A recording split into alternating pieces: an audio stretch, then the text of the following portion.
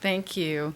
It is going to be hard to follow these two gentlemen, but I'm going to do my best. So, I'm Kim Penberthy, and I'm the newest person to join the Division of Perceptual Studies, and I want to thank you all very much for having me here, and our hosts for putting this together. It is absolutely amazing what I feel in the room. Just the energy and the connection, and I wanted to say thank you. So yes, I have been fortunate enough to join this amazing group, and I'll spend this time telling you a little bit about what I do. I have been fortunate enough also to be named the Chester F. Carlson Professor at the University of Virginia, and so I'm a professor there with these gentlemen. And what I'm going to be talking about today is how I got here and the work that I'm currently doing that I'm really passionate about. Very similar to Tracy, I had a very academic and sort of science-minded family that I grew up in. My father was a cardiovascular surgeon and just recently retired. My mother was a nurse who worked in the OR along with him. And so we came from that background, although we did hear a lot of stories. I mean, surgeons and nurses in the OR see a lot of what we're talking about, and we hear that all the time now. I had early exposure to Raymond Moody. His ears must be ringing. We're talking about him. When I read his book, and as a sort of a child who stumbled across it in the library and thought, this is interesting, and became really fascinated. And so my mother was generous enough to pay for me to learn how to do transcendental meditation when I was very young, which I've carried with me and sort of grown and transformed that. And because of my own experiences growing up, I became more and more interested in things, interpersonal relationships, our connectedness with each other, and how that impacts us, and things that we've been talking about here, past lives, consciousness, what happens when our body does die. So with that curiosity, I went on, and what else do? You become a psychologist. And so I got formal training, and a lot of the training I've received, I've been fortunate enough that in our Western culture now, we have accommodated more of these Eastern philosophies, more of the spirituality and components that have existed in most of our religions since they were created. So we are more open to that, and we even have divisions in our in our American Psychological Society that include spirituality and psychology. And so I was able to study these things, and a lot of what I do is clinical work. So I do work with patients individually. I also teach, and then the majority of my work is researching these components. So a lot of the research I do is focused on mindfulness. And can I sort of see who's heard of mindfulness or mindfulness meditation? Oh, right, wonderful. Right, so if I had done that, though, probably 15, 20 years ago, I'm not sure I would see everyone's hands go up. So we have Jon Kabat-Zinn to thank for really bringing this into our curriculum in medical schools and our knowledge in academics. So I do a lot of research in this area, and I'd like to start off by just sort of explaining what mindfulness is and how I'm using it. So Jon Kabat-Zinn's terms here are that it means paying attention in a particular way, on purpose, in the present moment, and non-judgmentally. That's typically how it's defined when we use it in mindfulness-based stress reduction and other strategies that are sort of developed from that. Interestingly, there's sort of a debate about taxonomy and how you call these different things, but it's sort of generally in an academic setting considered to be a form of meditation. So meditation is sort of the broader view, and meditation can take a lot of forms. Yoga, different kinds of practices, even in Christian religions, other religions are very meditative. and can be very mindful. I even had one of my patients convince me that golf is a meditation. He convinced me, I believe him. Not all golfers, maybe, but... And it's a little bit of the background of, so mindfulness has become popular through Jon Kabat-Zinn, but it's existed for a long time in multiple cultures and multiple religions. Where we think of it from Jon Kabat-Zinn, because this is sort of where he pulled it from, is from some of this Buddhism found in Southeast Asia, and this particular kind, Theravada. And the terminology even comes from a translation of those words of establishing mindfulness. The important thing with respect to this conversation here is what practicing mindfulness in its various forms, meditation, other kinds of contemplative practices, what it can do for you. So what we've heard about are things sort of spontaneously happening, or happening by accident, or having to take a horrible tragedy to happen. And what I'm focusing on is, can we access that on purpose and draw the goodness from that, the benefits from that intentionally? And wow, just let that sink in. If we could have 1 million Jeff Olsons without the tragedy, without the pain, if people could wake up every morning and know this, know that we are more than just what our bodies are, and if everyone could join in that, our world would be tremendously different. And I would vote that it would be tremendously better. So that's where my research is going. I didn't get there immediately. I didn't wake up out of high school and say, this is it. But slowly over time, this has occurred to me and happened. I started with studying how it arrived here and looking at the strategies that were brought out by Jon Kabat-Zinn, by others. You see here pictures of Jack Kornfield, many of you may know or have read his books, Sharon Salzberg, Joseph Goldstein. So I learned from the research that was already being done, some before my time, some while I was coming up through graduate school, and some of which I'm now participating myself in by conducting it. As you can see, mindfulness research has increased dramatically. I mean, almost exponentially since they began sort of documenting it back in the 80s, and you can see the rise.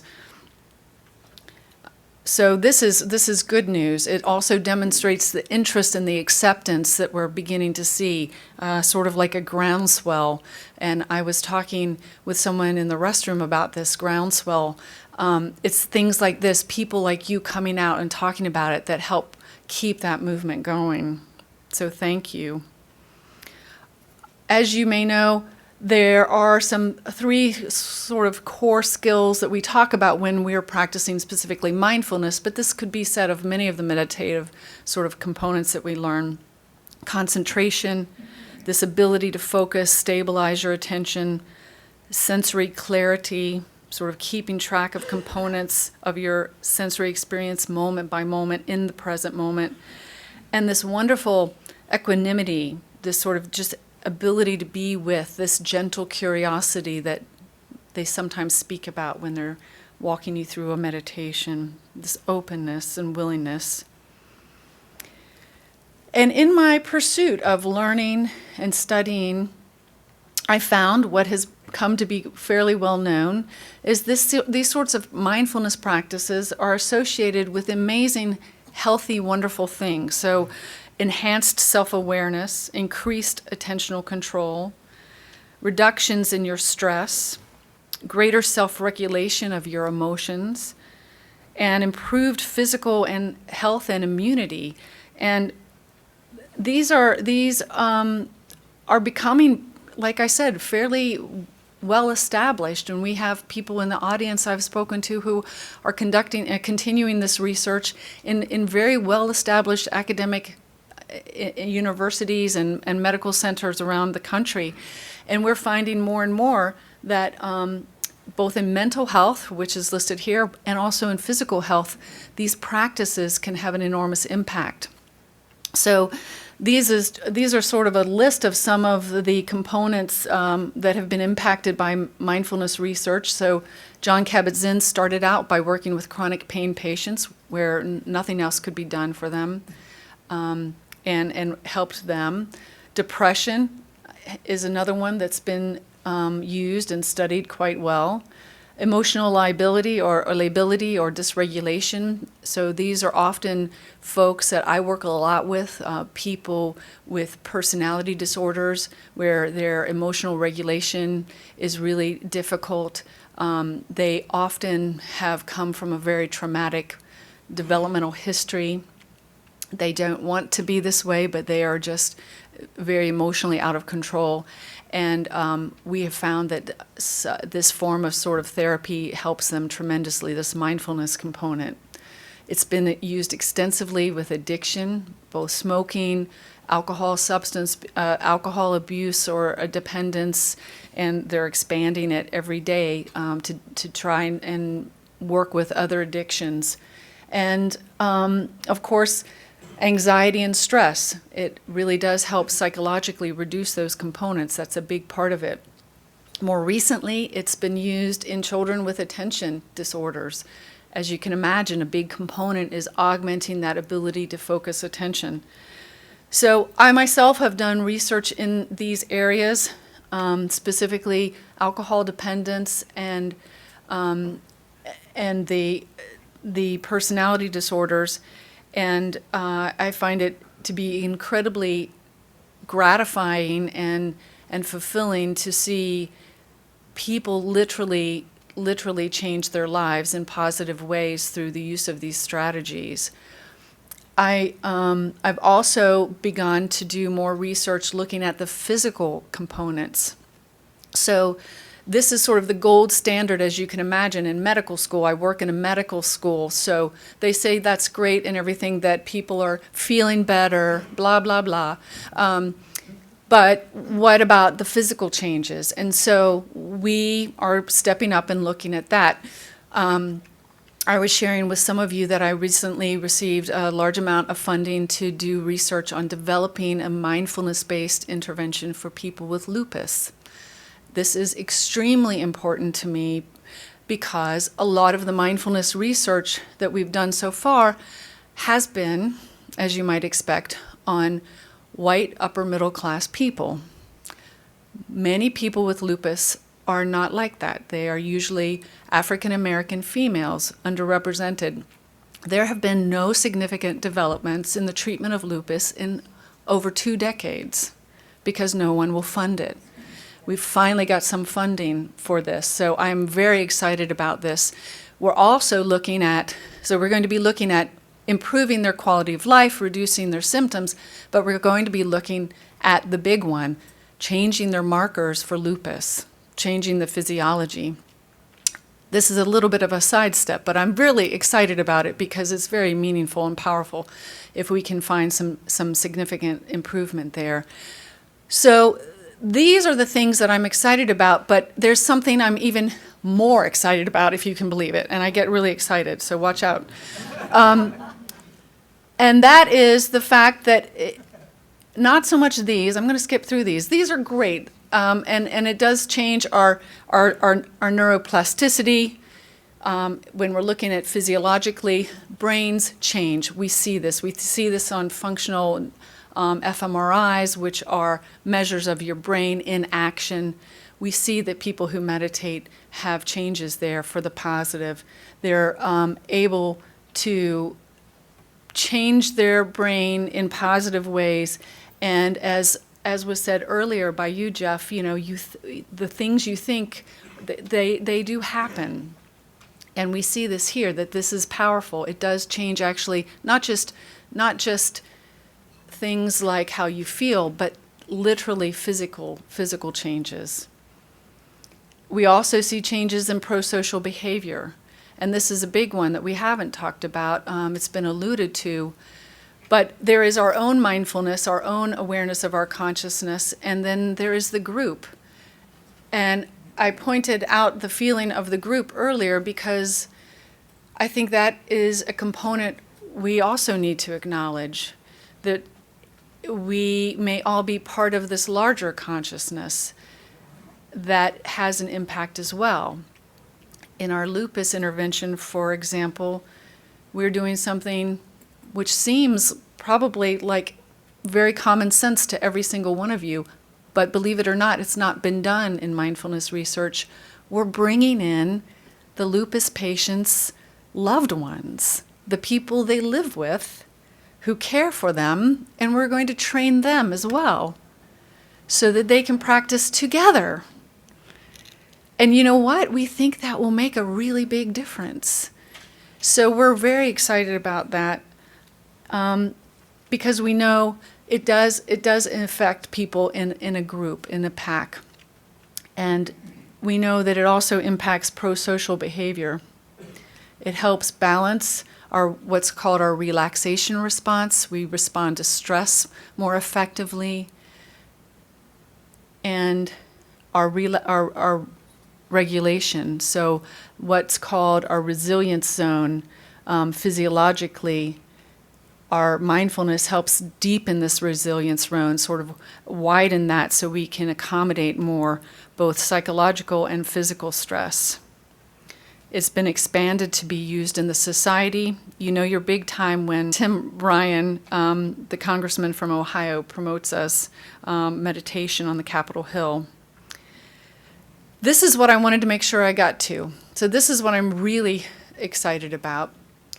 The research I've spoken about already that I've been doing, I'm going to continue to do, looking at this impact of consciousness expanding mindfulness practices on our psychological well-being and our health is wonderful, and it's important, and I'll continue to do that.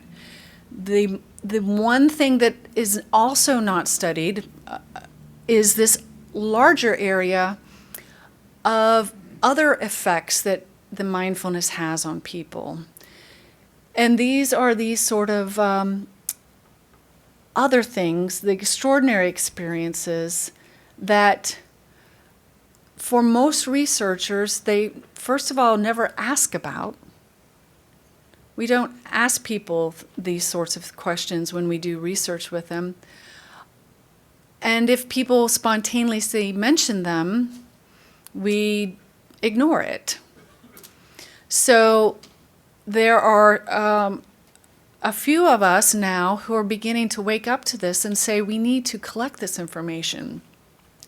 If you go back to some of the original sort of literature in this, grounded in the spiritual sort of context in which it started, these are to be expected. And in some cases, this would be the whole point of your mindfulness meditation. So why are we ignoring it? So these are the sort of things that we might want to promote. These destruction of the defiling impulses, the nastiness of humanity, psychokinesis, clairaudience. Clairaudience, for those who don't know, is where you pick up, you hear things. And this is a wake-up call for some of you. You might already have this. If you've ever heard maybe your voice called and there was no one there, or you are laying in bed at night and you hear what sounds like a radio playing somewhere, if that's clairaudience, that's us tuning into something beyond here.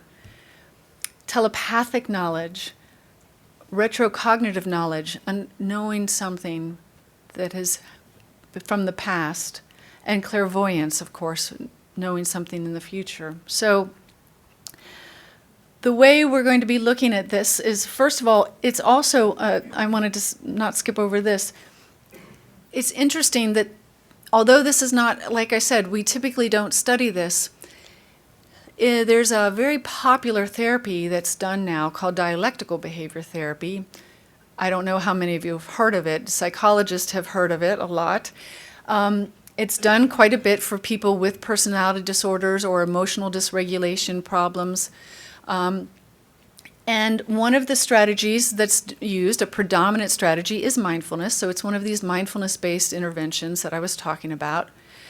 And they use mindfulness in this. I do this practice a lot with patients to achieve this place called the wise mind. And in the development of this therapy, it was developed by a wonderful woman named Marcia Linehan, who's out in Seattle. She talks about the wise mind being this balance between the logical, rational mind and the emotional mind, sort of that Venn diagram where they overlay. That's the meditative place, that mindfulness place that we're trying to get to that I've described before. What's also interesting, though, is that she sort of, as a side note, explained that if people can achieve that wise mind, number one, they use all their other skills more effectively, interpersonal communication, regulating their mood, but also they seem to have this unusual increase in intuition and some other things. She sort of talks about unusual other things. So they're exactly these things that she's talking about, that she sort of stumbled upon and didn't expect. So what we found then, I collaborated with a wonderful woman, Cassie Veaton, and we've developed some projects, but in doing so, she shared with me what they had already collected there at their facility out in Petaluma.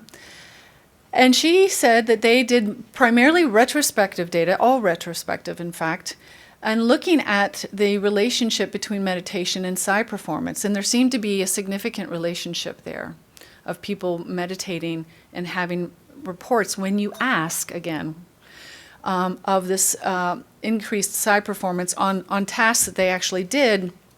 Also, they got this large number of meditators, retrospectively asked them about these sort of experiences, and 50% said that they many times or almost always had these extraordinary experiences when they were meditating. And over 50% of them endorsed clairvoyance or telepathy. 60% endorsed that these were very meaningful or important.